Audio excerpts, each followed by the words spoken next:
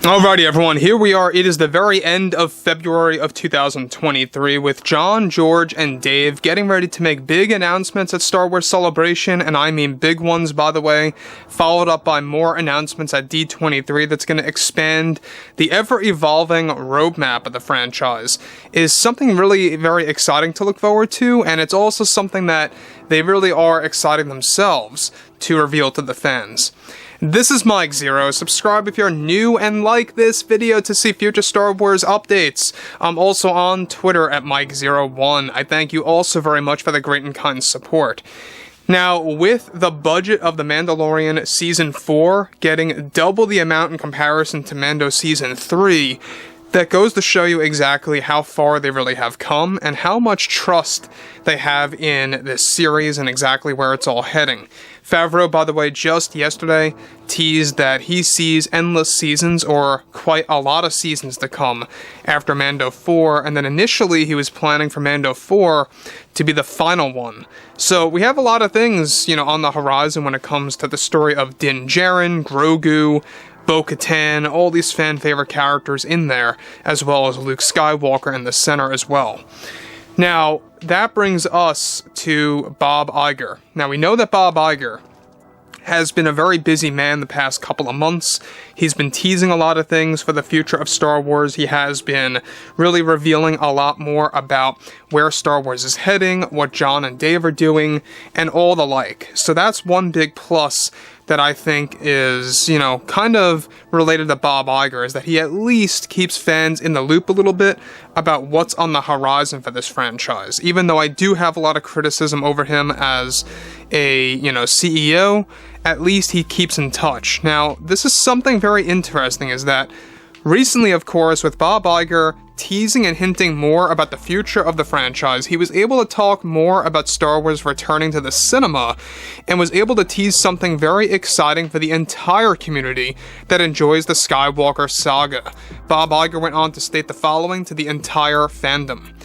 We are talking about that every single day, on how we can bring this great franchise back to the theaters, Bob Iger says, and it's one of our big goals to find a way we can do this properly.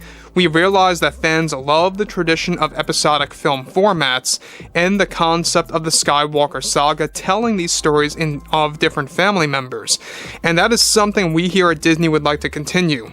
We are talking with many creators on our end, along with John and Dave, on how we can really make all this possible, and though it's a distant project of ours that we have in mind, we want to continue this great saga to tell new tales of the famous bloodline that really embedded itself into pop culture. So Bob Iger, once again, before we get to the next big thing, I just want to elaborate, is that Bob Iger responding to, episodes 10, 11, and 12, and if that's ever going to happen, him teasing exactly just that, and bringing the Skywalker Saga back to the big screen, telling new tales about new family members of what he likes to call this famous bloodline, quote-unquote, embedded in pop culture. This, I think, obviously fits directly in with what we have been talking about for the past year now, about how episodes 10, 11, and 12 are in the very early stages. We've talked about this, that they do want to begin production on them by 2026 to get the ball rolling. It's looking likely that these movies are not going to arrive at the latest until maybe 2029 or maybe even 2030. It may sound absolutely ridiculous, but it's something that's in the very early stages right now. We're talking about the notes stage, where a lot of notes are being created by creators, kind of like what James Cameron was doing with the Avatar films, well before The Way of Water even hit theaters or even hit production. So that brings us to everything about everything, right? We know that at the end of the day, the episodic film formats are Star Wars. I mean, we identify Star Wars with the episodic film formats the most. When you think about Star Wars movies, you think about that opening crawl, you think about that amazing music that goes along with the crawl, and not only that, you think about the blue text that says, "in a galaxy far, far away." That's, of course, the major components of the episodic film formats. And that's what I like about them so much too, is that it feels more like an event, something that you have been waiting for a very long time. And that too is also why they are stretching things out a bit for 10, 11, and 12, is that they want to boost up that excitement to make them feel very special. They don't want to rush into things. So following this, Bob Iger goes on to actually elaborate further and actually informs the fans by stating the following as well. Now he goes on to say, "We realize that George started this all, and we should pick up again on that simple concept of episodic film formats within the Skywalker Saga and how this can be done in the most realistic and best way that would fit the stories without making them come across as too over the top. This is going to be a big work in progress and something that we are getting very excited about when it comes to our future with the franchise. Separate from what Iger stated, this all alludes to their plans on in episodes 10 through 12 that will feature Cade Skywalker taken directly from the Legacy comics in Legends that will be adapted in live-action form." Now, we've talked about this many times, that the overall structure of 10, 11, and 12 is that it's going to feature Cade Skywalker. And basically what they are going to be doing is that, basically, if you guys have read the Legacy comics, Cade is a mixture of many characters like Boba Fett, Han, Luke, and others. So, in the comics, Cade is actually a Jedi, he's a smuggler, he's a bounty hunter, he's a lot of things, all in one body. And that's what I like about the character so much.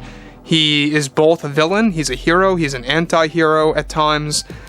It's a very complex and interesting character, the way that he was written in the comics, so there's that.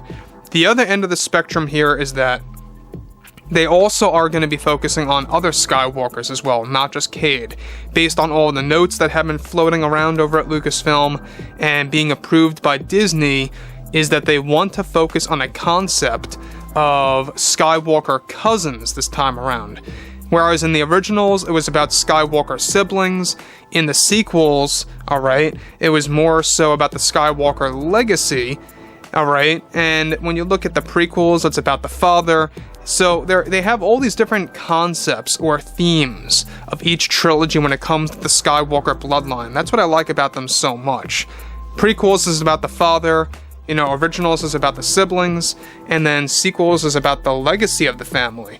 And now this time around, they want to kickstart things up again and make it about the cousins. And we talked about this too, of how basically Luke's overall, side of the Skywalker family will be expanded.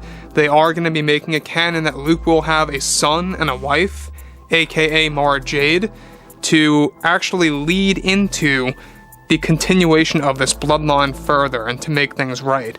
So there's been a lot of notes going on between Favreau and Filoni and other creators and writers and stuff around the lines of these new films to kind of just get ideas of where it's all going.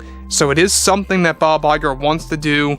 Even though Bob Iger does not plan to stick around at Disney for long, this is something that he kind of wants to pull the strings over before he actually gets out. So anyways, guys, fill me in below in the comments what you guys have to say about all of this. And if you guys did enjoy the content for today, fill me in below in the comments what you guys have to say about this, and I'll catch you guys next time.